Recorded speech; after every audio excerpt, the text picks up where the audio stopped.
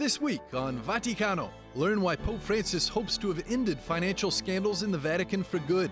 Follow Secretary of State Cardinal Pietro Parolin as he travels to the Democratic Republic of Congo and South Sudan. Meet Vincenzo Bassi, one of the leaders in advocating and promoting family values in Europe, and travel to the sanctuary of Lourdes for the annual International Military Pilgrimage. For this and more, Vaticano starts now.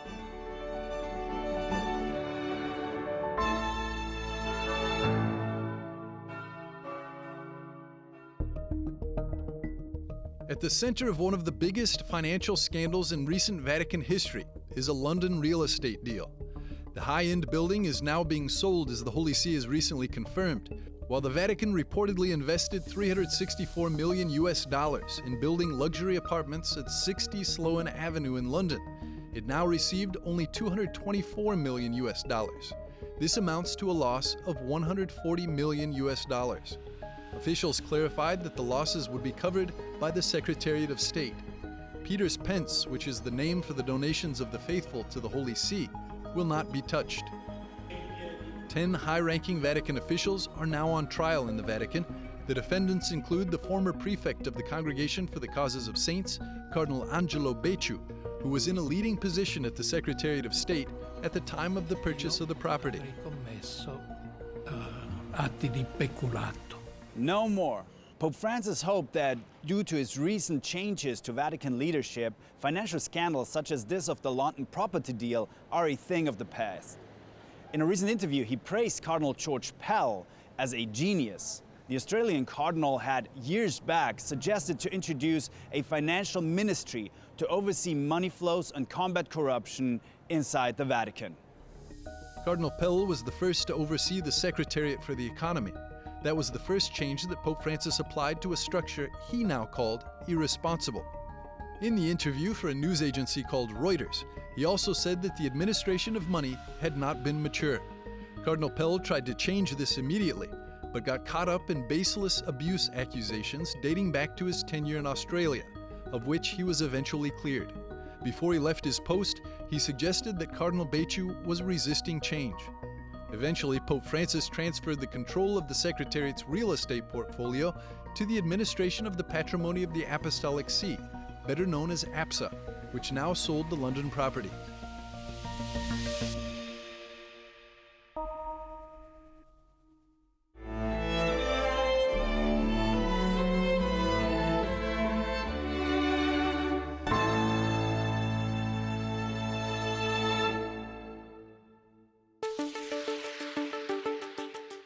Because Pope Francis canceled his planned trip to the Democratic Republic of Congo and South Sudan due to his doctor's orders, Secretary of State Cardinal Pietro Parolin visited the two African states on his behalf. In Kinshasa, the capital of the Democratic Republic of Congo, the Cardinal celebrated Holy Mass with 100,000 faithful.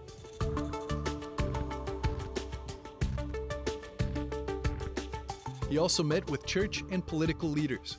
Cardinal Parolin reiterated that his visit was not intended to replace the postponed papal trip, but only to precede it. An important point of the Secretary of State's trip was the signing of an agreement between the Congolese Bishops' Conference and the government. In it, the church is granted juridical status after previously being considered merely a non-profit association. Cardinal Pietro Parolin then traveled on to Juba, the capital of South Sudan. There he met the President of the Republic, Salva Kiir, and the first Vice President, Riek Machar. During the meeting, the Vatican Secretary of State called for peace and stressed that without peace, there is no development. The lack of peace always leads to instability and discontent, he said. Cardinal Parolin also visited the refugee camp in Bentiu and the John Garang Mausoleum, a memorial dedicated to the leader of the Sudan People's Liberation Movement and first Vice President of Sudan after the peace accords. There, the Cardinal celebrated Holy Mass. At the end of his trip, the Pope's Secretary of State also visited the Catholic University and the Children's Center in Usra Tuna before returning to Rome on July the 8th.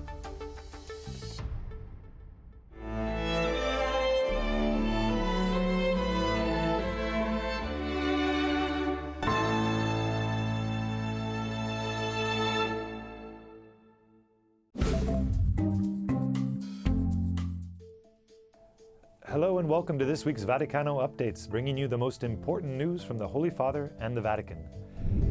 In an interview, Pope Francis compared abortion to hiring a hitman. I ask, is it legitimate? Is it right to eliminate a human life to resolve a problem? The Holy Father said. Now, he was responding to the U.S. Supreme Court's decision to overturn Roe v. Wade. When asked whether a Catholic politician who supports the right to choose abortion can receive the sacrament of communion, he warned of bishops losing their pastoral nature. The Pope has repeatedly underscored his pro-life positions in the past. The Vatican's provisional agreement with China on the appointment of Catholic bishops will probably be renewed for the second time in October. Now, Pope Francis said in an interview that the agreement is moving well, and I hope that it can be renewed. The controversial Vatican-China agreement was first signed in September of 2018 and then renewed for another 2 years in October of 2020.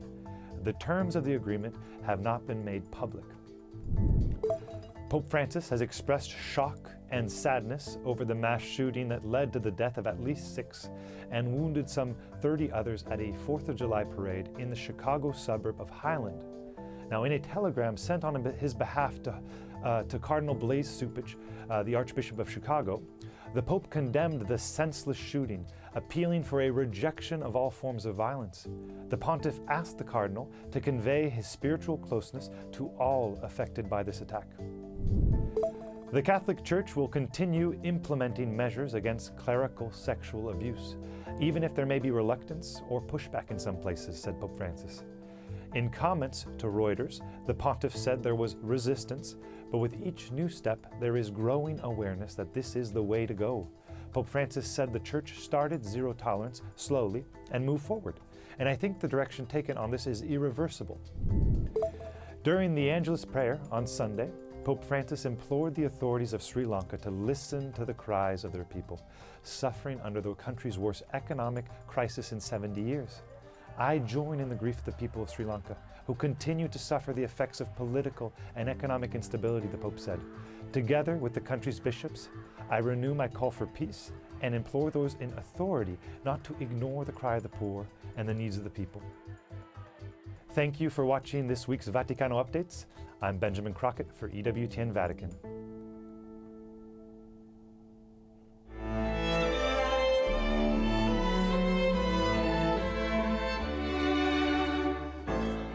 In a few moments, we'll be back with more on Vaticano.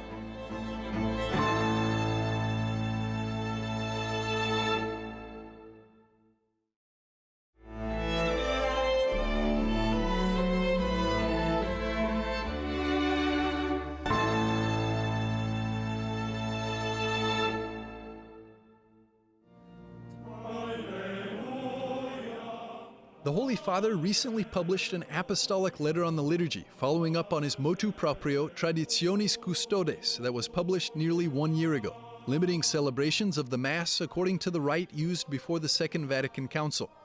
In his apostolic letter titled Desiderio Desideravi, I've earnestly desired, the Pope explains that he wants to invite the whole Church to rediscover, to safeguard, and to live the truth and power of the Christian celebration. While the intention around the activities surrounding the liturgy seems to be focused on re-establishing a feeling of unity within the whole Church, many communities around the world feel a real desire to continue to celebrate the old rite. One such community is Clear Creek Abbey in Holbert, Oklahoma, in the United States. For the Benedictines here, life revolves around the Mass. We were trying to be both getting back to a certain richness that seemed to be lost in the liturgical reform. We want to get back to that and yet not seem intransigent. And so what we came up with is having permission for the 1962 Missal, but using some of the prefaces, using the calendar from the new Missal. We're trying to build bridges, and so it's basically the rite is like in the 1962, but there's some changes to it, and we use some new elements. We worked this out with the Ecclesia Dei Commission, which was started by John Paul II, at a certain moment, and they allowed us to do this, to have our own, you might call it a Benedictine rite. It's similar to the 62, you might call it a Benedictine rite, although it's not officially that.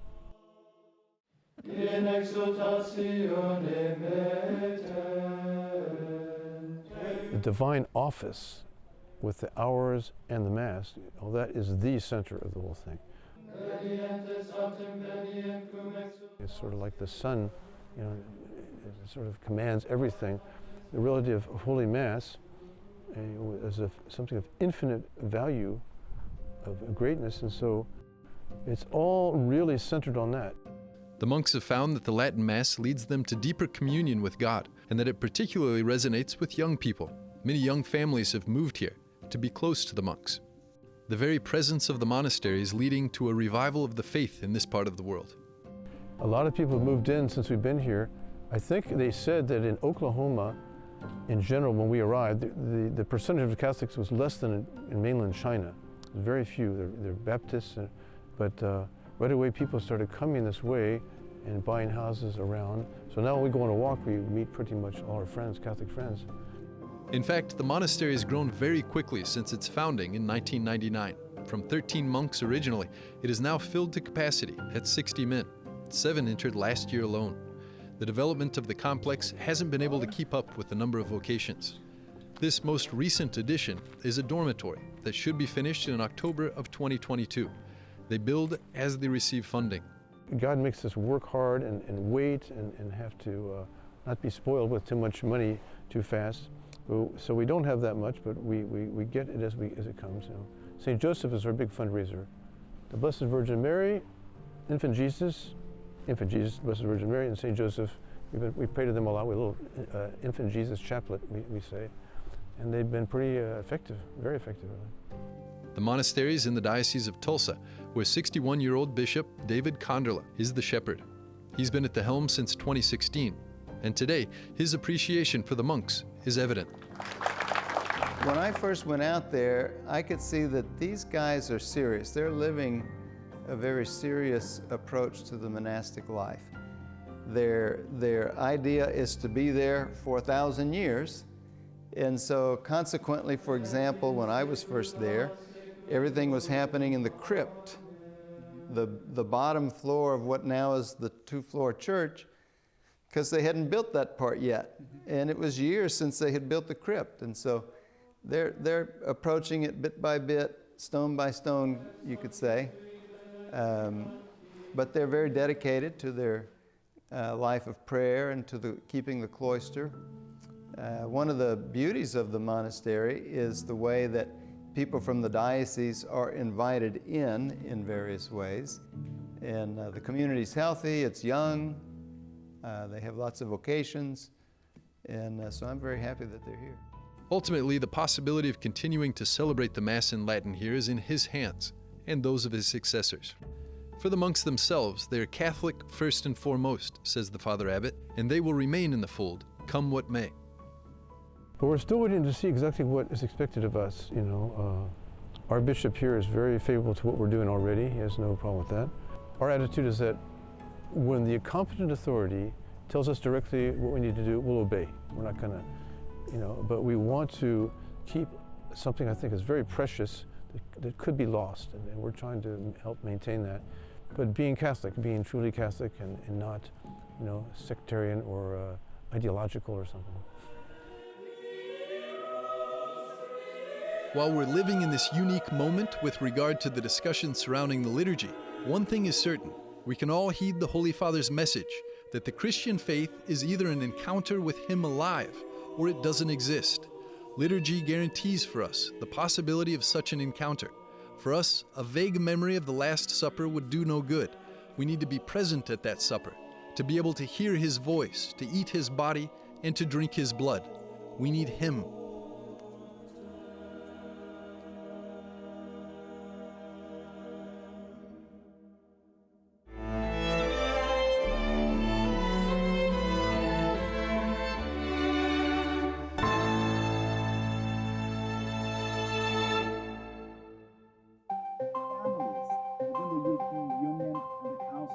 In the build-up to the 10th World Meeting of Families, the ytsync-en Vatican Bureau hosted a special event focused on families and faith on its rooftop terrace. At European level, but one of the speakers was Vincenzo Bassi, university professor and president of the FAFCE, Federation of Catholic Family Associations in Europe. If you were to focus on one... ytsync-en Vatican's Benjamin Crockett sat down with him to discuss the challenges families face in Europe. Vincenzo, thank you so much for making the time to be with us this evening. I understand that this year is a very important year for the Federation of Catholic Families Alliances in Europe. You've just celebrated your 25th anniversary and also recently met the Holy Father. For our audience that might not know the important work that you do and your association does in promoting family values in Europe and around the world, could you lay out a little bit of what it is that your association does? Fafce represents 18 countries all around Europe, not only countries member of the European Union, but in general we represent the continental Europe. What we do is just to represent families vis-à-vis the European institutions, either the European Union or the Council of Europe, and in communion with the Bishop conferences at the national level, what we do is also to develop the family associations all around, Catholic family association all around Europe. So they are the main goals of our federation. If you had one moment to speak with a couple that is not in a Christian marriage, they don't have children yet, but they are thinking about it, how would you describe the importance of family, the importance of the Christian family in our modern society? What would you tell them if you had 1 minute? 1 minute. Well, what I say that family is a very joyful responsibility. And we know that we cannot consider for granted the family. It's true, but you don't have to feel alone having a child, having family. So please feel adequate to have a family, and let's try together to have a network of families that can support you in this very joyful responsibility. And the family, you know, is an act of generosity. Is not you cannot be a hero just having a family. We have to move and to consider the family life as a generosity act. And what would you say is the biggest challenge opposed to that idea of traditional family in our day-to-day? Well, the challenge is, as the Pope said, we need more network of families. Because if you are with others, you feel yourself better and you are encouraged by the others. It's like in the past, you have children, you could have children, even it was difficult, very hard, tough time, but you had children because the community supported you. Absolutely. Now we are individuals, and when you are individuals, you don't have any support. You find even just one child too much, because it's true. Donating life to another person is too much for you. But if you are in a community with the pastors in the middle, it will be possible, because it's a very joyful responsibility.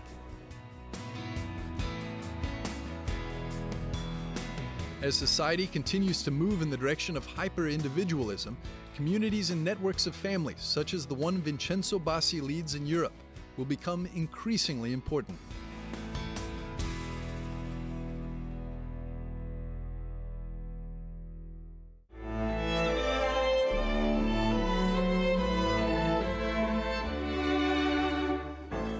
We'll be back after a short break with more on Vaticano.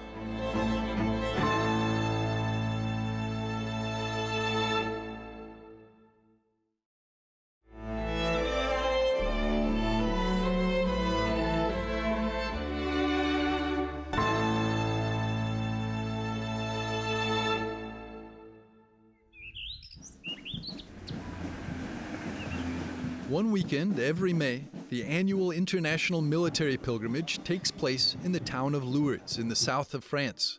Servicemen and women from across the world pray for healing and for peace.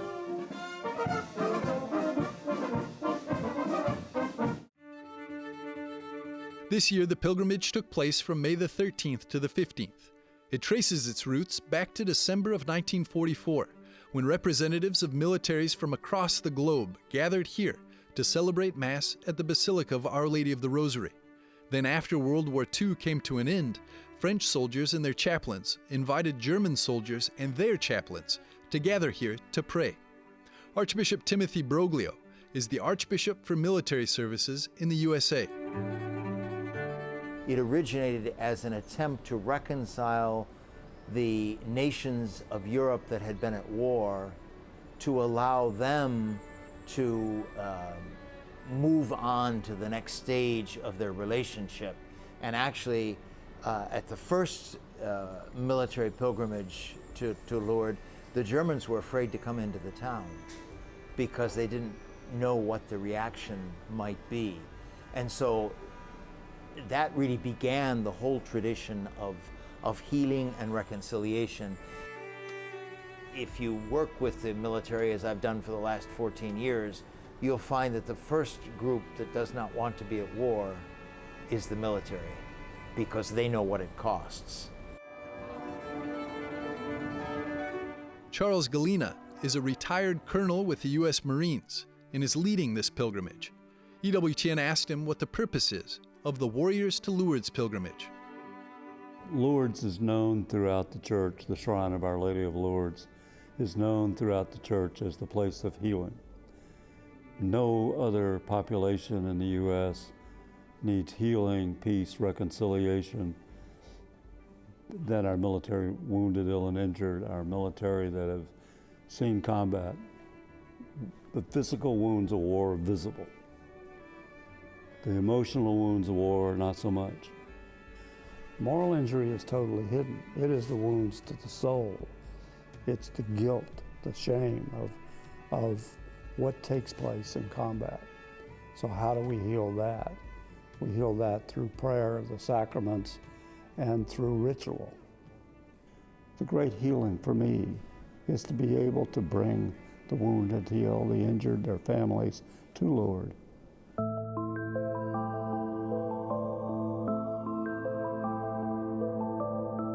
The servicemen and women who have come here are looking to heal the physical and spiritual wounds of war. And that cost for many who have served in battle is a high price, as they're often left with physical wounds, but also deeper emotional and spiritual wounds. Judith Benjamin is a retired Florida Army National Guard member. Mom is very proud of me for, just taking the step to leave the house. Not only the house, the country, because I'm in a different country now. I'm just looking for that healing. And people come to Lourdes for so many different reasons, and people often say that they're coming here looking for something in Lourdes. They're searching, seeking peace, healing, forgiveness. So what is it today that you are looking for? All of the above. Healing. I suffer from depression and anxiety. I also have PTSD. So healing, prayer, try to meet more people, to get out more often. Peace, tranquility, prayer. They said the rosary over and over and over, and it kind of like bonded to my heart and said, wow, Judy, this is awesome. I lost, that sense of pain. I had pain, internal pain, and I was like, wow, I feel good. I feel like a different person. And when I came out,